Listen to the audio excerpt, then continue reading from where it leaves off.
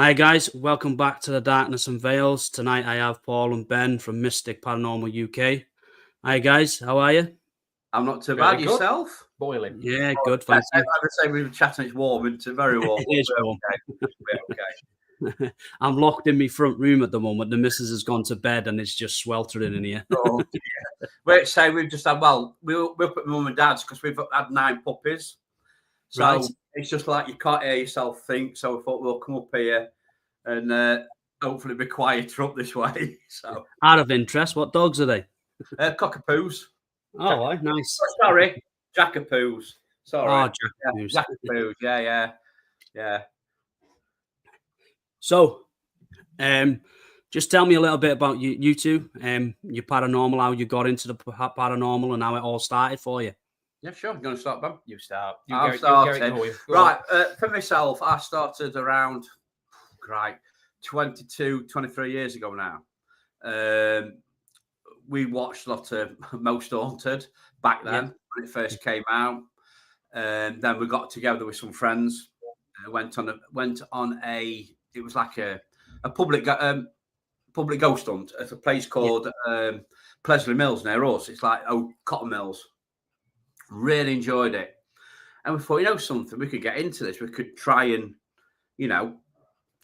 go out hunting ghosts. This is for Facebook and all this YouTube and everything like that. So we bought. I think all we had was a Sony and camera with night vision on it, and we had a crystal, a medium in the group, and an EVP recorder. That's what we started out with, and we was lucky enough to actually get asked to run every last Friday of the month at Plesley Mills to actually take the tours round.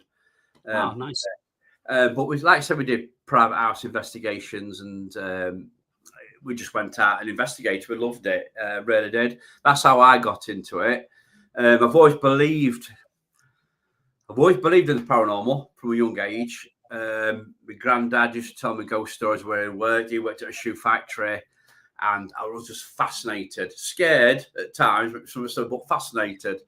And it's something now that I'm just so interested. I'm interested in all aspects of paranormal. Ben will cringe in a minute. I'm into like UFOs, Bigfoots, flat earth theory, conspiracies. I'm into all that kind of stuff as well. Yeah. Ben's not into that kind of stuff.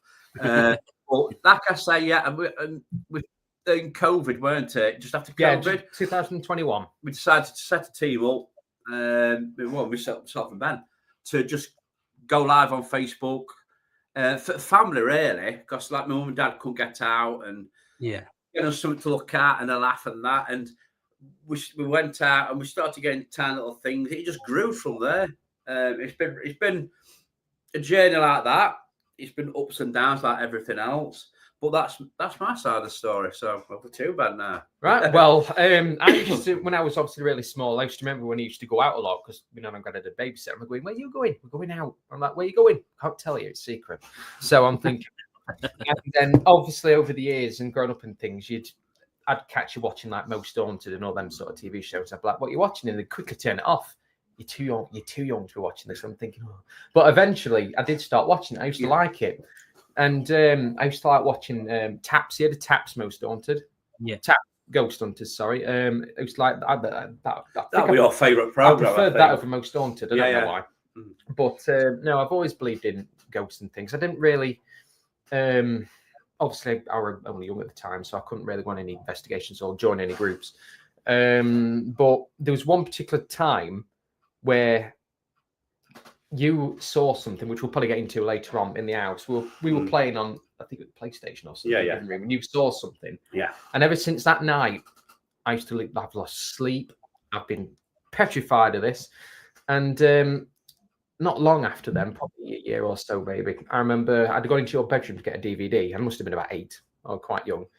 And I saw a cat from the corner of my eye run towards my bedroom door, and our bedroom door and your bedroom door is literally next to each other. It's in like a triangle sort of shape, and it ran, and I thought, a cat's just gone into our bedroom. Yeah, and we'd not even got a cat, and it like a cat had gone in my bedroom. So I've gone, what's the cat doing there? So I've sort of gone to have a look, but my bedroom door's shut, and the speed it ran, it would have gone straight into the door. There were no bang, there were nothing. It just went straight in, and ever since then, I've been interested in ghosts, and obviously, eventually, I'd start asking you like, what a ghost, and you'd be like, oh, don't say anything, don't tell anybody, do not ask out for anything because it's dangerous. You see, back then I think it was very. You warned me a lot about it. Was very. It's more. I think it's more open now than what it was back then. Oh yeah, most definitely. Back years like ago, we could perhaps get into that. Found it weird, yeah.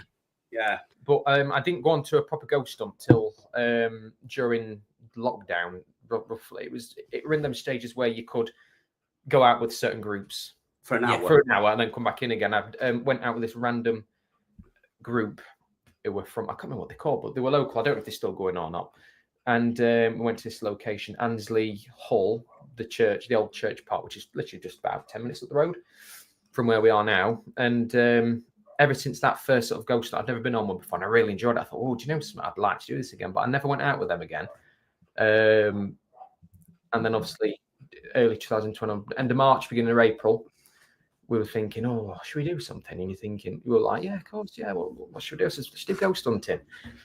And eventually we thought, yeah, let's go and do it. And our first investigation, we're about half an hour long. They're half an hour, and we crapped ourselves. Literally went to that local woods, and we were scared. We hadn't got a clue. I mean, what we were doing. I mean, obviously I've done it before. Ben hadn't done nothing before, and I got no equipment as such. We've got a crystal on that because I sold all my equipment. And we've got I bought a few years previous, I bought a little K2 EMF meter. And we've got that and a little speaker. And a little app. And a little that rate. And that rate. But yeah, that's it. That's basically how we got into it. Basically. In a nutshell. That, mate. I think everybody's the same. Like going back to the part there, Paul, where you said about the family. That's how we got into it ourselves. We never really believed in it. We were skeptics over 10, 11 years ago now. And we just went along for the Christmas present. And that's what got us into it. But it is, like you said, the paranormal is very intriguing. And I suppose I'm a bit the same as you, Ben, on the idea of different things out there. Not so much the flat earth. I do believe that is round. But in the two... Yes, I like he believes in it. I like the idea. I think like the theories behind it. Yeah. And I think it's fascinating. You know, like me, I even though I don't do so much as cryptics, which I'm looking into, I've always enjoyed watching like the Bigfoot shows. I've always watched them. I just find them intriguing because if somebody did witness it for real, proper evidence got put out there, it would be fascinating to see that we still have that coexist to this day. Anyway, going back to you guys now, obviously where you've had these experiences, and I know you've went out your friend, but what was it that actually made you think, right, there is something that I actually believe could be out there, or you witnessed something? What was that experience for you guys? You want me to go first? Or you go first? I could probably answer this one. Just come to mind. We was at Barnsley at a place called Wombwell Woods, which is known locally for us, Witches Woods. Yeah. And there's been a lot of things go off in there, all kinds of different weird things. And we was there, and we must have been there for about 40 minutes, probably. Yeah. We'd heard an horse galloping, but there was no horse. And it's quite a thick woodland. We'd heard all sorts of weird shit, like strange sounds and things. And I think we saw lights as well, didn't we? There were lights as well. But the thing that got us, now this is the complete unexpected thing. We were thinking, right, if there's anybody there, come, just let us know you're there. Come on, do something. Let us know that you're there. And there was the most blood-curdling screech from in the trees. It was high up. High up. Low down, yeah. It was a woman. Found a woman. It just went, it's a screech. It was the loudest screech you could hear. And then there was like a momentary silence. Yeah. And then you went, and then you literally went, come on, we're going. We've heard about this. We've heard from people who investigate it's been this. You need to go there because you do it. We go there all the time, and now it fascinates us. It really does fascinate. It's a right place. It's really good. If you ever get the chance, it's at Wombwell up at Barnsley. Pay to visit. You will not regret it. It's a great place. It's massive. Yeah. I think with woods as well, it gives you that atmospheric feeling as well, doesn't it? Especially at night, it's dark. You almost feel that more vulnerable as well. So anything like that I think that would make you be a bit nervous. Could it be a fox, or could it be? But it was. We live in rural area where we are. We live farmland and that. We hear fox all the time. Yeah. Definitely wasn't a fox at all. But it was so high, weren't it? I It couldn't believe the height so it loud came from. as well. Yeah, it was very high up. It was so weird. That's one of the best things we've. But then again, before that though, Yeah. I mean, that was as a group. Yeah. Before we started the group, literally weeks before we started our group, we used to go out with another team, didn't we? Yeah, Just to get yeah. a feel of things. Yeah. And we were literally 2 minutes. 2 minutes from our house is a big woodland, which used to be a coal mine, and the woodland is the tip. So after they'd sort of closed it, they planted this little woodland, and it's grown, and it was in there. And allegedly, I don't know what words I'm allowed to use and what I'm not allowed to use here. 1960s. In the somebody 1960s, died. Somebody died. a lady died in 1960s. A lady died in a very certain way. Yeah. And there's been rumours of ghosts, and there's a woman being seen, and allegedly as well on this lane, there's been a little girl seen on a tricycle, which sounds comical, and it sounds something you'd see in a horror film. But she's been seen a lot on this lane. But it was a rainy night. It was freezing cold. It was so late. It was February. It must have been about 11:30, 12, and it was hammering down with rain. And we stood there with laser grid pen, shivering. There were 3 of us, weren't there? And we were facing the thickest part of this woodland. And I can't remember what question we asked, but it was a similar sound, but it was more human. Yeah. And it was right next to you. It was a woman screaming, basically, like top of her lungs. Yeah. And Pat, who we went out with, she's been doing it longer than what we, and she was even like, everybody just stopped, like, wow, and we just heard that. A lot of audio. We've had a lot of audio stuff. But we like to say we do try and debunk as much as we can. Yeah. And to be honest, when we first started, like ourselves, everything was paranormal. But I think as you go along, you do learn to debunk stuff and think, hold on a minute, get your rational head on. Hold on a minute, could it be that? Could it be that? And I think that's an important bit of the paranormal. It is. You've got as well. If you hear something, you've got to tick the rational boxes first. I mean, I know when something happens, you get excited and you're thinking, but you just have to just calm down and just think, right, what could it be first? Yeah. If there's a bang, right, is there something loose in the house? Oh, there's a breeze. Is the window open? The typical things. When you've crossed all them boxes, what else could it be? Yeah. Still could be something you can explain. It could be something explainable. It could be 1,000%. But I'm the most excitable in group. I don't know if you've ever seen an LRs. I can go. I'm like a big kid. I'm oldest in group. I'm 50. I'm like a big kid. I get so excited. So just calm down a bit. Just let's think what it could be. Yeah. Oh no, I'm exactly the same. Like when we used to do public nights, I always used to love it for people themselves to witness what we've witnessed previously or like before, and we tend to go back to certain buildings to try and build on evidence. And some nights, you can have nothing, and it can happen for a while, and then when you go back there and something happens, I am like a kid. I'm like, yes, I'm like, come on, it's, and then it'll die down, and I get a bit like depressed about it, but it's like I just then take a step back and just think to myself, well, we've had little bits, and I think some people forget that them little bits can be fascinating and fantastic. Previously we've been to locations where we've been now probably about 6-7 times, and it's been quiet, nothing's happened. Previously, before that, everything used to happen. We went back the other month, and we had the littlest things, but it was the case of like a door rattling, the handle, nobody there. We heard a little girl laugh, like giggle, and like knocks and up. That was the only thing that happened, but it was like, yes, we can feel the energy building again in the house. But no, I totally agree with you. Like a child, I'm like that, Paul. I get well excited, and I do have to calm. But my wife's the same because she's the partner with me. My wife's the same, and Katie, who's on our team, they're the same. Like, Charlie, just calm down a minute, just calm down. Yeah. But I don't. I get excited. But for me, I love it when people witness it, because I've witnessed so much stuff over the years. I'd love to see new people, skeptics, see something that they can't explain, and for me, that gives me a sense of a buzz. So. Yeah, I totally agree with you on that one, Paul. Two skeptics out with my mate Jimmy went out with us a few times. He was complete. He's a big strapping 6'5" like that. We took him out. Well, he's been out twice with. He's got. So with paranormal, you get hooked on it, don't you? When you've done it, you get hooked. And you got. He's been out with a few times, but the first time we went out with Courts EVPs, he couldn't believe it, could he? No. He was like, "Oh, Rex, I can't believe it," and he now believes in it. And Luke, who's joined our team, he's a complete skeptic as well. But now he's seen things, heard things, and felt things that he didn't think were possible. And now he's changing as well. But he's still skeptic. But I think it's good to have that somebody who's got a bit of a level head, a bit of skeptic in them. Yeah. You know what I mean? Because, like I said, everybody can get carried away. It's like, oh, just let's take a step. Is it this? Is it that? But it's changing. And when you, like you say, when you take them out, it changes people's minds. I've had my mind change with paranormal. I mean, now, like 20 years ago, like I said, everything was paranormal, and this goes everywhere. But now I've coming down a bit, believe it or not. I think there's other reasons for paranormal activity.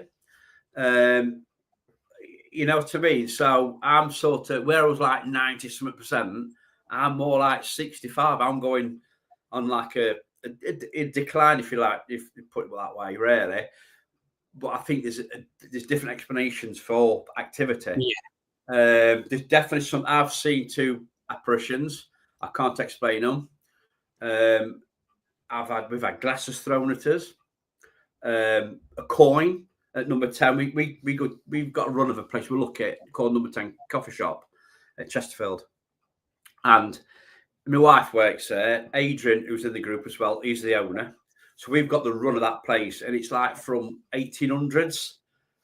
Probably a little bit older as well. And you would say, well, we have paranormal activity here. We have tables moving, we have salt and pepper pots moving. We have that. Oh wow! And we're in, and we go there many a night, and we've had glasses thrown at us, coins. The coin was actually on that was years ago, about 3 years ago. That was actually on a live. Nearly 4 years ago now, yeah. And it come from behind his heads. We were up against the wall, and it come from behind his head. We wondered what it were first, didn't we? Like a bang. And it were like it stuck in like a plasterboard wall. It went that, and the coin was red hot. Coming for 2 pence. It were 2 pence. Yeah, 2 pence piece. So we have witnessed things. Yeah. Like I say, Ben's a big believer in stone tape theory. Yeah. Well, that was my next question. Like, well, what do you? What's your theory on the stone tape theory? You know, I've witnessed some stuff in the past, but I want to see like what your guys' theory is on it. See, I got introduced to the stone tape theory by Richard Felix from Most Haunted. I'm a huge fan of Richard Felix. I've got all his books, everything. And he used to tell a story from York about a bloke called Harry Martindale. Have you heard about it before? No. From 1953. And he was an 18-year-old plumber, an apprentice plumber. And he was in this house in York called Treasurer's House. It's a big sort of old house. And he was in the basement working on the plumbing. And he were working and he heard like a horn, like a really out of tune, like sound. He's thinking, somebody's got like a really loud wireless radio on upstairs. So he carried on working and it was getting louder and it sounded like it went like through the wall. And he's thinking, what is that? And he's on a ladder. So it's a little bit higher than where he was, is. And he says, and he just sort of glanced down briefly to sort of step off like down the ladder. And he saw something go past him and it made him jump and he fell off the ladder. And he sort of had a look. And no, honestly, genuinely, he counted them all, 20 Roman soldiers going through this wall and marching toward the other end of the cellar. So it's only a small cell, it's really low. And he could only see them from the knees up. And he thought, they're really small, these. And obviously, as he was sort of looking, he could only see the knees. And he saw a horse. There were soldiers on the horse. The horse was dragging like a thing behind it, and there was a soldier lay down on that, probably asleep. He says he didn't know if they were asleep or dead. He says, and they were clear as crystal. He says he could just only see them from the knees up. So he's thinking, this is really like odd. And he's thinking, well, I can see them. They can probably see me. So he stayed really quiet. He hunched into the corner, and he says, and he counted 20 of them, and he described the clothing, what they were wearing, absolutely everything. And he actually ended up having 2 weeks off work due to like shock, because it shocked him that much.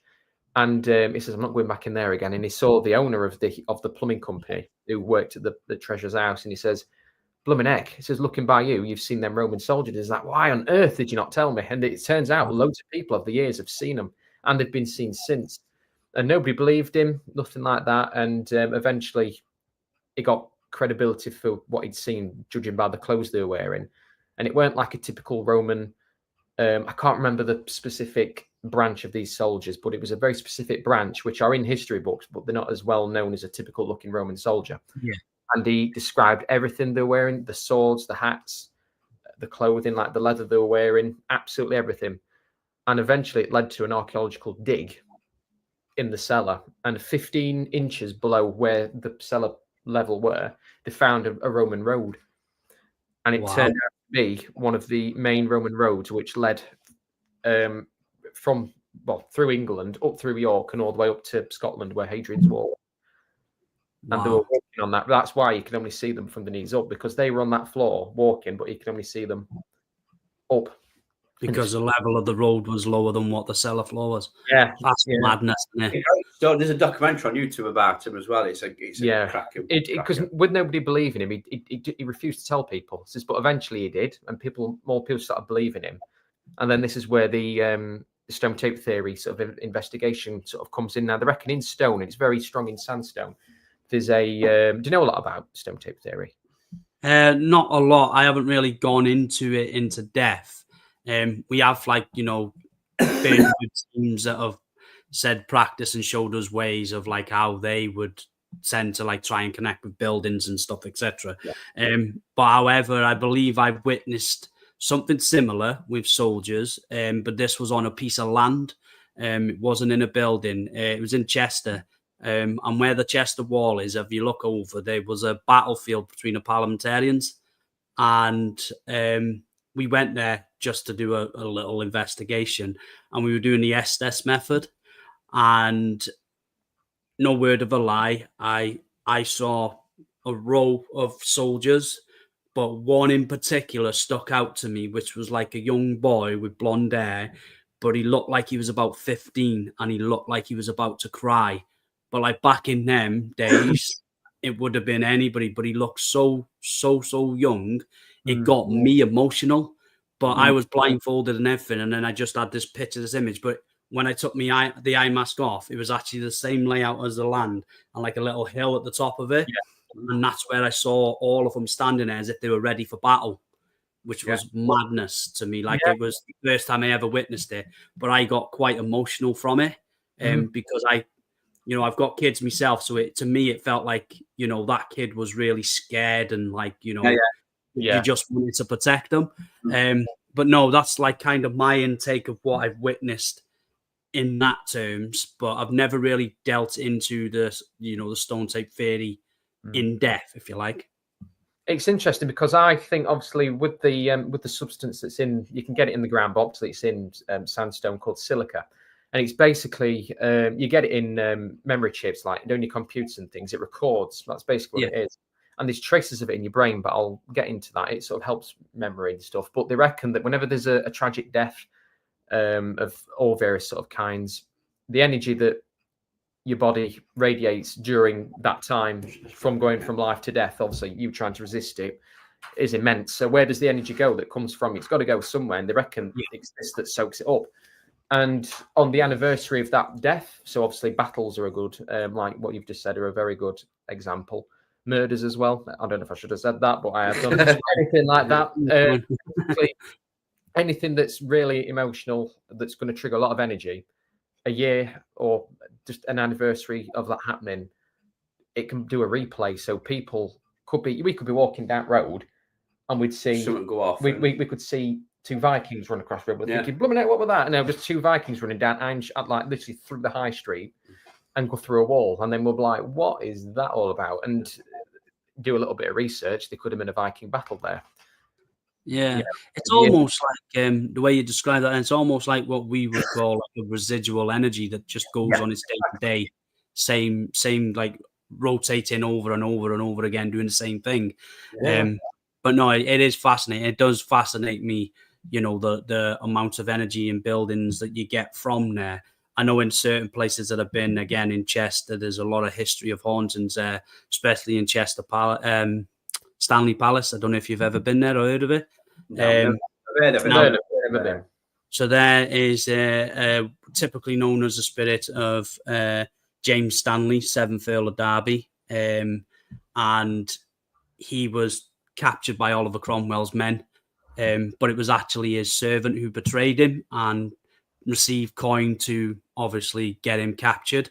And there's a tunnel underneath the building where the Black Friary used to be, which used to leave out to the docks.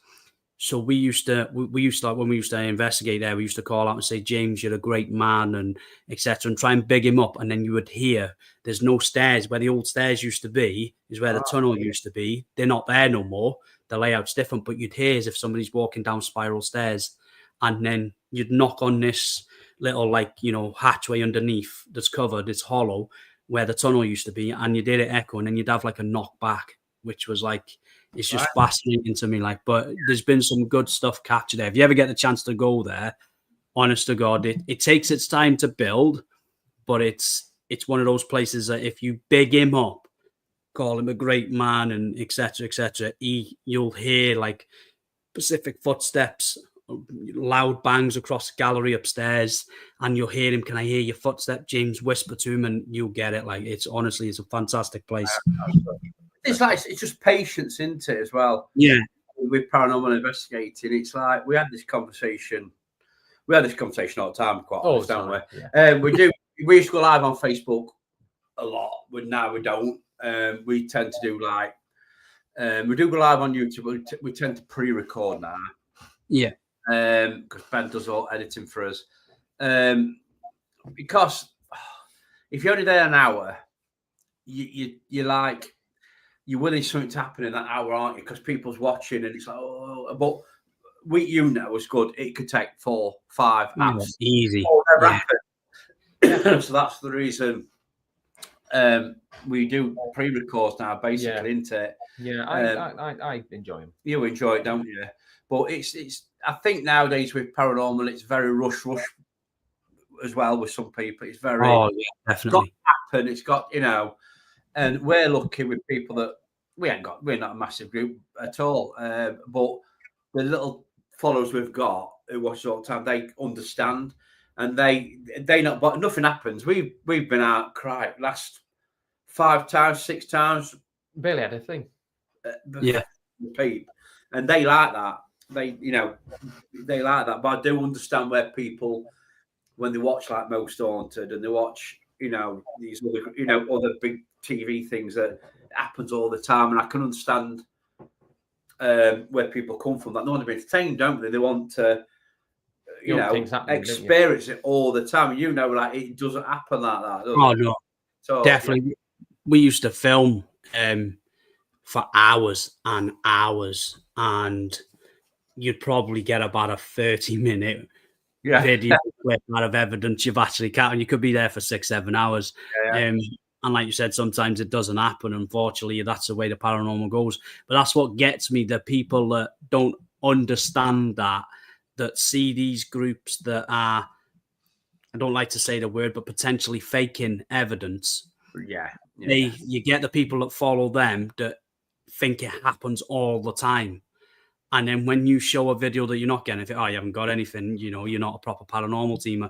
No, this is proper paranormal. It doesn't happen all the time. You're not going to get it 100% of the time. So I've seen a great, I don't know if you watch Beardo on YouTube. You see Beardo? Yeah, I've watched Beardo, yeah. Have you seen his latest video?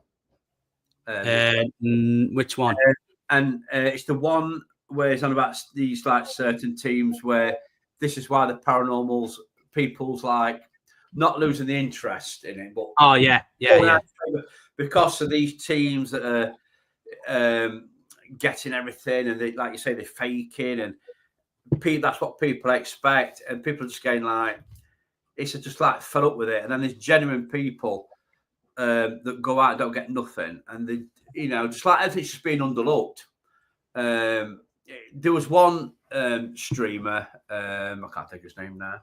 And he says, for a change, you're going to look at a small group that just paranormal investigates, hardly gets anything. And he watched it, and he says, then I said, well, I can't do nothing with it. I said, well, and he didn't even name them. And even though they was doing it properly, well, I'll say properly, they were paranormal investigator not getting stuff. He didn't even name them. Now, I'd be pushing that. Watch this team. They're fantastic. They have a really good go at it. They don't always catch anything. But I think that's the way social media is now. Yeah, that's a perception of people. Yeah, it is. I mean, I don't know if you do TikTok. I don't do TikTok. We've got a TikTok page. I put posts and we don't go live, but I do watch a lot on TikTok, and it is all followers, money. Look at yeah, everything. It's like which is nothing wrong with that. Like I say, people will watch and interact with what they want to interact and watch. You can't force people, not to do that. it's the ones that get me with the fake bait. Yeah, well, it's true. But I say, but if we're honest to yourselves, we can finish an investigation. Go, something. Be completely honest there. That's what it's about. And yeah, we make mistakes. We've got this bit of evidence, and we looked at like, that weren't really evidence for it. It were, what I mean, everybody makes mistakes. We were at the factory, weren't we? And I took a picture on me. This is a good big camera, and it looked like against this wall there was like a figure, a shadow. And we were like, "There's somebody stood there," and we were really looking at it. And I'm thinking, it was someone on the live who spotted it, weren't it? And somebody else saw it on the live. I thought, I've got to go back to the factory and get that looked at because there was something niggling me saying, "Don't get excited, it's got to be there." So we ended up going back, same time of night, same position, took the same picture, and you could see it again. So I thought, right, what is it? It turns out it was literally just the way. There was a gap in the wall. It was a gap in the wall. And the way the camera flashed, it made it look more like a figure. Yeah. When you moved the light, it shone through the gap and moved. Yeah. You know what I mean? Well, that wasn't the person who spotted it faking it. They obviously thought, "Oh, I've seen that." You know what I mean? We've seen something. It really did look like somebody. Yeah. It did. Honestly, I looked at it. I thought, "Wow." You know what I mean? We've actually caught something. But Ben, that's he's level-headed. No, we haven't. I think it's else. And then my heart sinks. But that's the way it is, isn't it? It's Yeah. Okay, so if there's anywhere in the world that you could investigate, travel and go, where would it be? Dear me. Don't I go first? You go first. I'm still thinking. There's a lot. There's a lot of places I'd love to go to just to prove. I'm trying to think. I'd probably want to go, and I know there's been a lot of controversy about it at the moment. Is the Conjuring House? Yeah, I think it's been shut down at the moment, hasn't it? I'm not sure, but I'd like to go there just to see if it is really haunted as it is. And another place I'd like to go. Sorry, there's two places. It's 30 East Drive. I've never been over, and mixed stories. Yeah, that much about it. It is haunted. It's not haunted. It's only when certain people's there. But I'd like to go and just experience that. I think that's my main ones. But apart from like asylums in America that you can go in and stuff like that. But that's my main one. What about you, Ben? For me, I mean, I'm a big history person. I love history. I love British history in particular. Obviously, I'd keep it in Britain. We've had lots of history over the years, and I'd obviously base it on stone tape theory.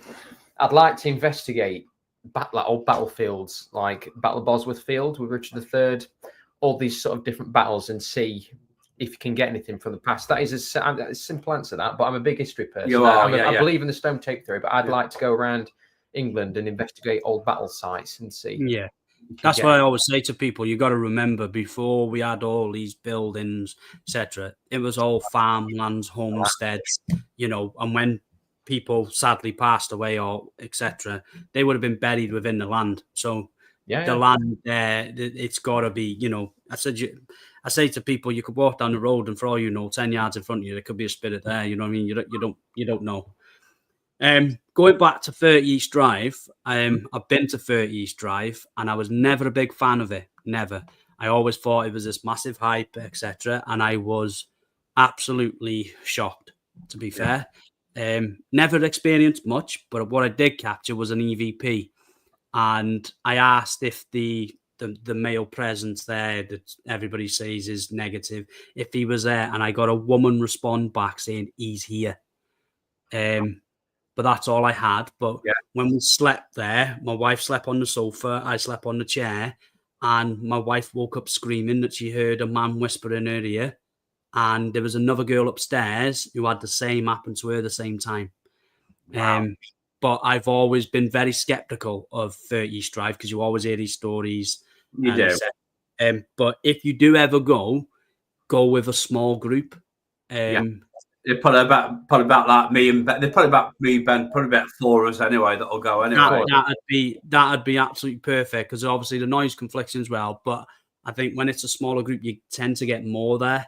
But yeah, like I said, I haven't witnessed loads, but I have witnessed little bits there, which surprised me, because I thought I was going open-minded, and I thought, well, nothing's going to happen. You know, it's a massive hype. But to be fair, it was an all right night. So. I think if you go like that with no expectations, sometimes you get we've gone out. So we'll go out town where we're going. We'll just do a random like we'll just go here. You know, like then it ends up being a good night. You know what I mean? Rather than we plan. Sometimes we'll plan to go somewhere. We'll be on the way there. Then we'll go.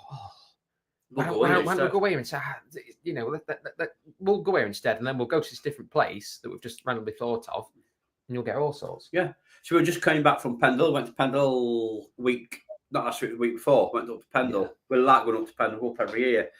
We didn't get nothing at all, did we? Not a peep. Not a peep, but it was great. We loved it. Loved the day. Ben did like a history video to it. We loved the day, but we didn't get nothing. Went all that way, planned it, and we didn't get a peep anywhere.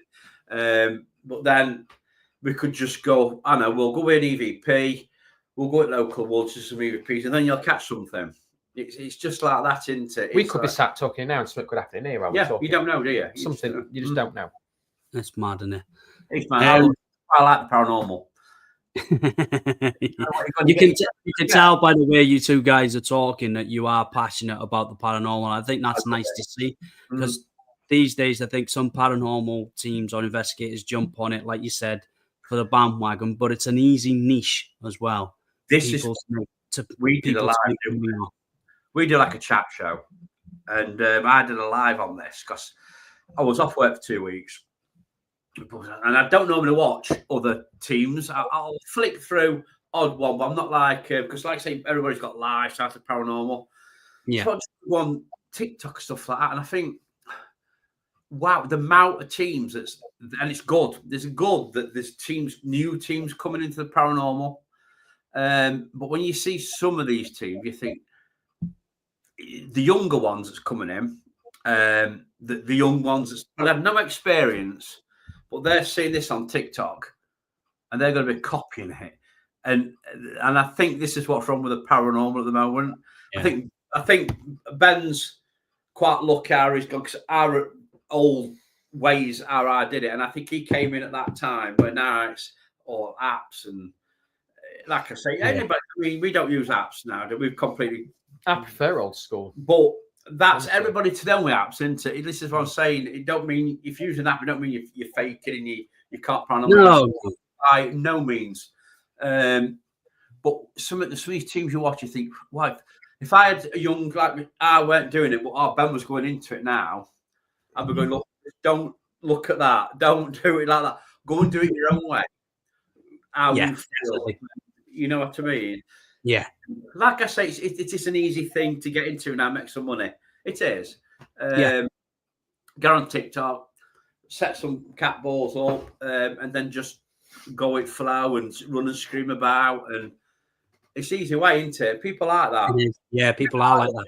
I like watching videos. To be fair, it puts a shame to the paranormal field when people are like that and they're gaining money from exposing this fakeness to people, and people are vulnerable, don't understand, they'll pay gifts or whatever, and people are making the money from somebody that quite frankly doesn't know what they're doing. They're just doing it just to make money. So obviously going back to the equipment, don't worry, I won't keep you for too long. That's fine, absolutely fine. Just going on to like equipment then. So like you said, you like old school tech. What is like the best piece of equipment that you use old wise? Now, for me, I love a good EVP. Audio's my thing. That's mine. That's definitely EVP. Awesome. Definitely mine. Definitely an EVP. It's easy. You can even use your phone if you have. You can even use your phone on a voice recorder. That's my favourite bit of kit. And we've done all investigations just for EVP, nothing else. So that's my favourite bit. That's something I could never get rid of, is it, the EVP. But I do think there's places where you can't use it, noise, contamination. But we use it 98% of the time. 98% of the time where we go out. So, over to you. For me, it's even simpler. I think just using yourself. I think everybody's got the ability to at least. I mean, obviously, not everybody's incredibly tuned in and mediumistic and things, but I do think everybody's got the sense to sense things, and I think just use your ears, use your eyes, just be really focused on where you are and just listen out for things. So I think honestly, the best piece of equipment I say you've always said it. The best piece of equipment you can have in a group is yourself. Yeah. That's just me. I know that's what you quite get boring, people saying then is you can say, "Oh, I've just sensed, I felt," but you've got to prove that. Yeah. And I think this is why people use a lot of equipment, because if somebody's watching you, they've got to see something or hear something to think, "Oh, there's something there." Yeah. Because I could sit here and go, "Oh, there's I can feel something in that corner." There's somebody watches and go, "Yeah, of course." Yeah, you know, because you can't prove it. But you can't prove it, but only you know what you can, unless something happens in the room and everybody hears it, and then. But no, yeah, I totally agree. I think the more you do the paranormal, the more you open yourself to tune into these things. Like, I know when I've been on investigations, I can walk into a certain room and go, bang, there's something in here just by the heavy presence or just feeling it yourself. You're like, yeah, this is a room I want to come back to because I feel like there's something here. But yeah, and also going back to apps, like you got some of these bigger teams or ones that say, like, I don't use apps. I've tried them. Don't get me wrong. And if I've seen something on there that may coincide with the building, then all right, I'll look into it. But these like word generators and stuff like that, I think they can just shout out a load of spat at you. Yeah. But then you got these big teams that they belittle these little teams and they make things and they say, "Oh, you're using apps, using this." Now they're forgetting everything that they use for an ITC aspect is some sort of app technology. Yeah. So everything they use is an app anyway. Everything. Yeah. So it's a case of like when people have got these word generator, it's an ITC, it's an app. And I think they forget that and don't realize about you're using an app. Just because it's on your phone doesn't mean because you're using a different piece of equipment that's not on your phone, it's not an app. Yeah. It is. Yeah. We've just invested in some spirit boxes, aren't we, to move away from apps? But that's exactly the same because it's radio signals. You know what I mean? It is basically radio waves. So it's probably harder to manipulate. Go on, my favourite word. You know what I mean? With some, you can program words in. I know there's a quite a big team that put. They went to a place where we used to go, and this says it was a railway cottage, and they asked something out, "Where are we?" And it went cottage, and then behind camera you can never say, "Oh God, I thought to put railway cottage in." So obviously they programmed it to say railway cottage when it came out. You know what I mean? Yeah. But like I say, I think the problem was just trust. It's trusting people, trusting in your team, and it's very. We've had team members come and go, and that's part of life. But at the minute, I think the team that we've got, apart from, I don't know if you use the media, we would like a good medium to come just to help out. Because sometimes you're there and you can pick up on something, but you can't. We're a medium. We had somebody called Claire Powell that came up from Worcestershire the other weekend up to shop. Really, really good. All she come with a pen and paper. And what a night we had. And she didn't know anything. She didn't know where she was going or anything. I just went, everything was spot on there. And I don't think she was out with, but the most important thing she was spot on with. Yeah. And all she got was a pen and paper. And I thought, wow, now, you know what I mean? Why can't you live up Chesterfield so we can, but I think that's anything missing from our team now. Is like, it's just got that extra bit. Just that extra bit, isn't it? Yeah. And that's what I mean. Like, if you get somebody that is really good, like, there's some really talented people out there. Like I'm good friends with a woman called Michelle, and she's part of New Dawn Paranormal's team, but she's doing her own thing as well. And before we go to investigations, I've been on a few with them. She'll draw something of that building before she's even been. And sometimes she won't even go, and she'll give it to the team members, and it'll be spot on. It'll be. Adrian does that in our team. Adrian does that in our team. He went. We were going up to factories. This is where we're going tonight. I mean, he didn't know, and it was the factory we go, and it was spot on. The drawing, the plan was absolutely spot on, and he didn't even know where we were going. And it's like, wow, you know what I mean? It's another side of paranormal, isn't it? It's all different sides to it. It's just so amazing. Yeah, like amazing. I've always really been skeptical of mediums, but then there was one. We were in Tattenhall Park. Don't know if you've heard of it, Tattenhall Hall. Sorry, it's towards Lyme up that way. And there was this woman there. She used to come all the time when we used to do events. She was sitting there, and do you know when you? It's bad to say, but do you know when you look at somebody and think, nah, you know what I mean? She's just talking a load of rubbish. So anyway, I was goading in this place now, because there's a spirit there that you have to really agitate to get communication from. And she was sitting next to me, and I swear to God, it was so funny. She was sitting next to me. She went, "He's not happy with you." And I went, "What?" She went, "He's not happy with you. He's angry." I said, "Really?" She went, "Yeah, go on. Ask him. I dare you." I went, "What?" So I asked him. I went, "Are you angry with me?" I'm no word of a lie. Some of the equipment we're using just went bang everywhere, off in this room, footsteps. And I was like, wow, okay, fair enough. Like, you know, you just kind of changed my aspect of my mindset of mediumship. Like, but no, it's mad. It's like it's just trusting people, isn't it? And yeah, you have to trust your team members. Like, there's only me. You know, we used to be part of the Haunted Hunts. All right, we left them, and then that's when we set up. It was just Charlie and Rock's Paranormal, but then now we've added Katie to the team, who's one of our really good friends. We changed it to Midnight Paranormal because it was only fair that we got more in. But I like the small group that we've got.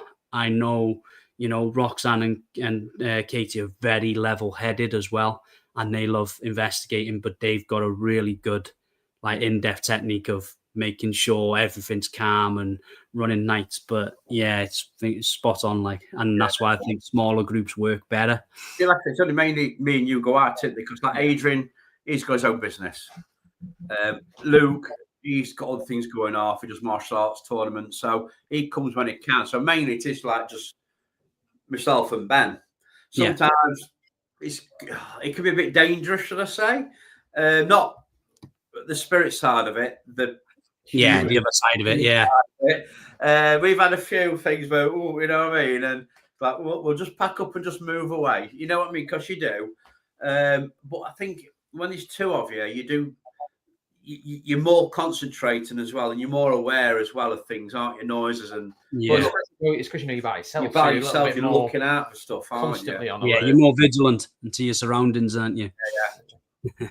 So, guys, on that note, it's been absolutely fantastic talking to you, and I can see that you two are very, very passionate about the paranormal. Just for the guys that are watching this, where can they find you? Go on, Ben, because I get mixed up all the time. It says the complete wrong details. Mystic UK, Paranormal Investigators. You can find us on YouTube. We're on Facebook. It's a private group. Anybody can come and join. And that's like I said, we don't do lives on Facebook now, but we do put stuff on Facebook. Yeah, we're mainly on YouTube. There is things on there to watch. As well. There's loads of stuff on there to watch, but mostly on YouTube. Yeah, Mystic UK Paranormal Investigators. Yep, that's great. Thank you very much for having us. We've not done a podcast in years. So it's really nice to talk to somebody as well. You know what I mean? Who was just passionate. And honestly, guys, it's been an absolute pleasure, and it's been a privilege to talk to you. So I really appreciate you taking the time out of your day to come and speak to me. If you just hang on a minute, and I'll keep you in the chat in the room in a minute. I'll just end the recording. All right. Cheers, guys. Thanks, so bye.